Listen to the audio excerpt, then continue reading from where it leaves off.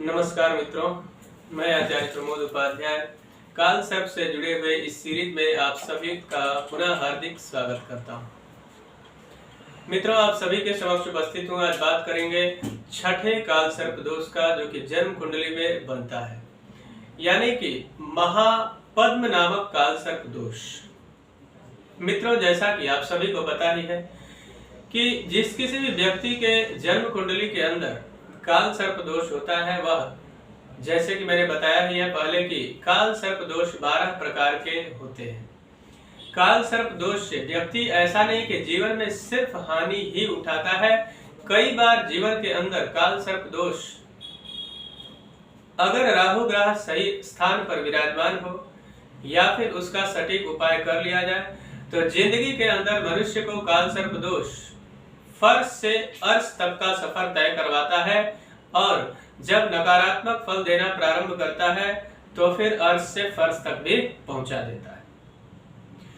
तो मित्रों, यदि आपके भी जन्म कुंडली में काल सर्प दोष है तो समय रहते उसका निवारण करवा ले, जिससे जीवन के अंदर आने वाली प्रत्येक बाधाओं से आपको मिले मुक्ति, चाहे वह पर्सनल लाइफ हो, प्रोफेशनल लाइफ हो या फिर एजुकेशन।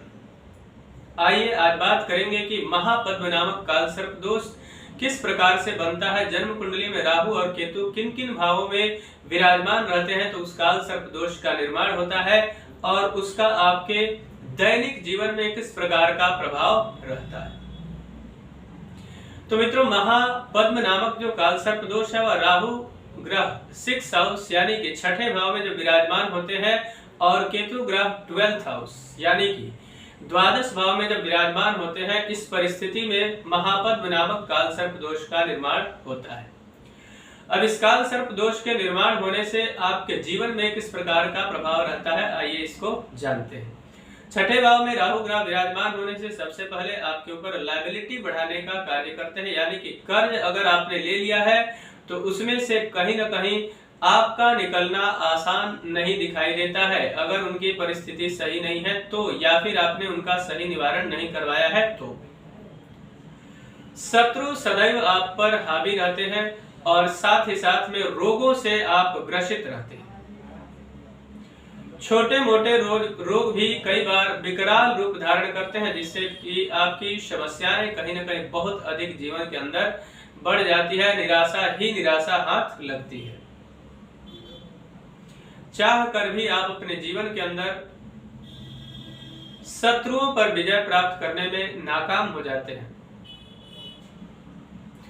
तो इसलिए इसका जो नकारात्मक प्रभाव है उससे छुटकारा प्राप्त करने के लिए आपको सही समय पर इसका शांति करवाना चाहिए। अब बात करते हैं केतु ग्रह की। केतु ग्रह 12th हाउस में विराजमान होते हैं, तो सबसे पहले आपको कहीं ना कहीं अत्यधिक भागदौड़ जीवन के अंदर करना पड़ता है, और उसके आधार पर जिस तरीके का बेहतर रिजल्ट आपके जीवन में आपको चाहिए होता है, उस तरीके का रिजल्ट आपको नहीं मिलता है। साथ साथ में आपको कुछ लेकिन लंबी यात्राएं करनी पड़ती है, लेकिन वह यात्राएं जो होती है वह बहुत ज्यादा बेनिफिशियल आपके लिए नहीं होती है। किसी भी कार्य को करते समय आपके जीवन के अंदर कंफ्यूजन की स्थिति लगातार बनी रहती है। किसी भी प्रकार के कंपटीशन यानी कि प्रतिस्पर्धा के अंदर अगर आप भाग लेते हैं, उस प्रतिस्पर्धा को जीतना आपके लिए आसान नहीं होता है। यानी कि वह जो कंपटीशन है उसमें फाइट तो आप करते हैं, लेकिन जिस तरीके का रिजल्ट, जिसकी उम्मीद आप करते रहते हैं, या फिर जिस तरीके का एफर्ट आपने उसके अंदर लगाया हुआ है, उस तरीके के रिजल्ट से आप वंचित हो जाते हैं, जिससे कि कहीं ना कहीं निराशा ही निराशा हाथ लगती है। तो मित्रों, यह महापद्म नामक काल सर्प दोष के प्रभाव से जीवन के अंदर आप आउट ऑफ द वे चले जाते हैं, स्पेशली खर्च को लेकर के।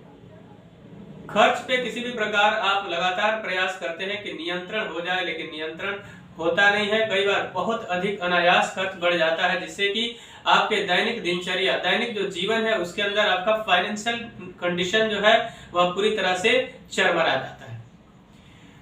तो मित्रों, उस समय रहते हुए इसका किसी विद्वान ब्राह्मण से परामर्श करके और इसका सही उपाय आपको करवा लेना चाहिए, यानी कि इस काल सर्प दोष की शांति करवा ले, जिससे जीवन में आने वाली बाधाओं से आपको मुक्ति मिले और जीवन के प्रत्येक बुलंदियों को आप प्राप्त करने में कामयाब हो।